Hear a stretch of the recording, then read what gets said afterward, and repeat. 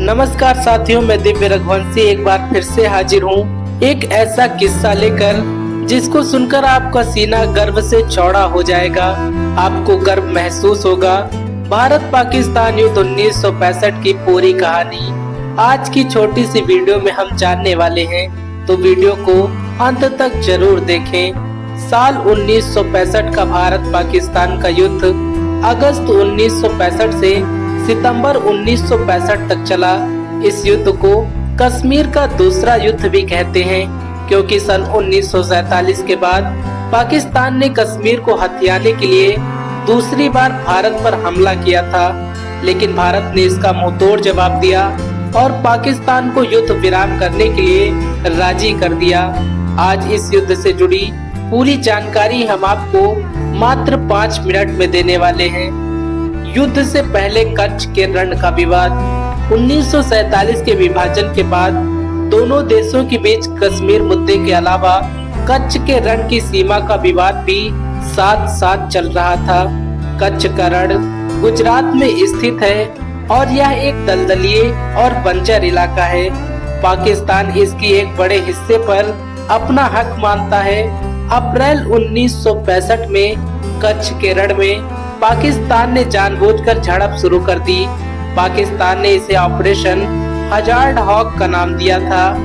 1 जून 1965 को इंग्लैंड के प्रधानमंत्री ने दोनों पक्षों के बीच युद्ध को रोकने के लिए समझौता कराया, लेकिन अगली कड़ी में शुरू हुआ ऑपरेशन जिपकार्टर।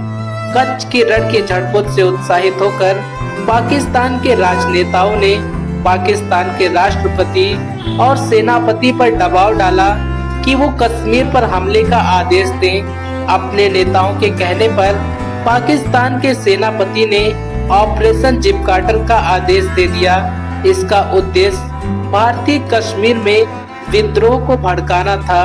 पाकिस्तान के भारत पर हमला करने के कुछ और कारण भी थे, जैसे 1965 से पहले 1962 में भारत चीन से जंग हार चुका था और पाकिस्तान को अमेरिकी गुट में शामिल होने के कारण उससे काफी ज्यादा मात्रा में आधुनिक हथियार भी मिल रहे थे, जबकि भारत को किसी भी देश का समर्थन नहीं था।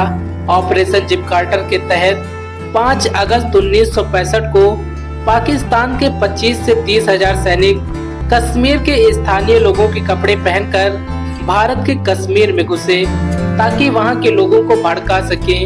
भारतीय सेना को जैसे ही इस बात का पता चला, उन्होंने तुरंत पाकिस्तान की सेना को खदेड़ना और गिरफ्तार करना शुरू कर दिया। 15 अगस्त को भारतीय सेना ने पाकिस्तान कब्जे वाले कश्मीर में हमला बोला।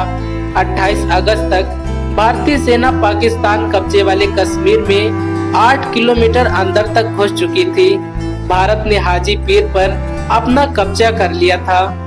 पाकिस्तान का ऑपरेशन जिब्राल्टर फेल हो गया और उधर भारतीय सेना पाकिस्तान के मशहूर शहर मुजफ्फराबाद तक पहुंच चुकी थी। मुजफ्फराबाद पर दबाव कम करने के लिए 1 सितंबर 1965 को पाकिस्तान ने ऑपरेशन ग्रैंड स्लैब शुरू किया।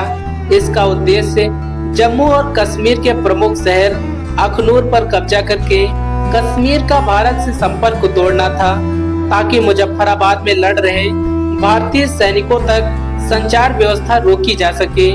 ऑपरेशन ग्रैंड स्लैब का प्रभाव कम करने के लिए प्रधानमंत्री श्री लाल बहादुर शास्त्री जी का आदेश पाकर भारतीय सेना ने 6 सितंबर 1965 को पंजाब से नया मोर्चा खोल दिया, ताकि पाकिस्तान के सबसे प्रमुख शहर लाहौर पर सीधा कब्जा किया जा सके।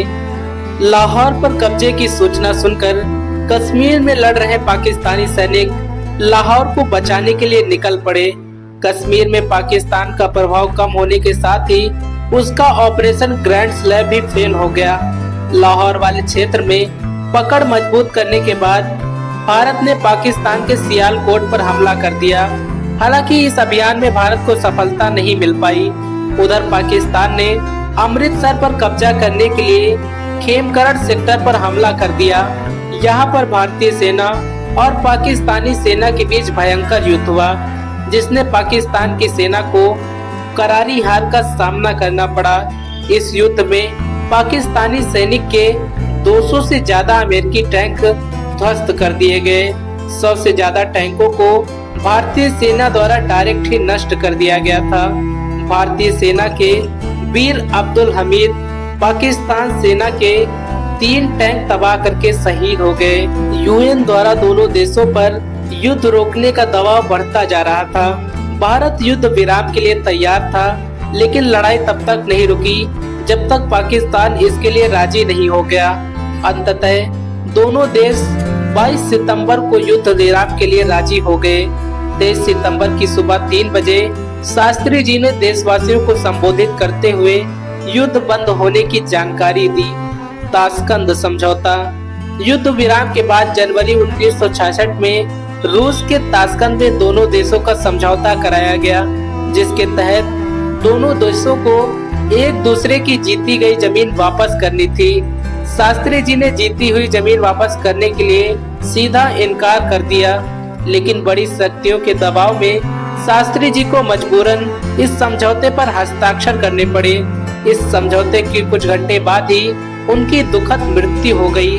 हालांकि ये मृत्यु थी, ये हत्या, इस बात का अभी कोई स्पष्ट प्रमाण नहीं मिल सका है। दोस्तों, आपको ये जानकारी कैसी लगी? कमेंट बॉक्स में अपनी राय जरूर दें। कल फिर से मिलेंगे एक नई वीडियो के साथ। तब तक के लिए जय हिंद, जय भारत महान।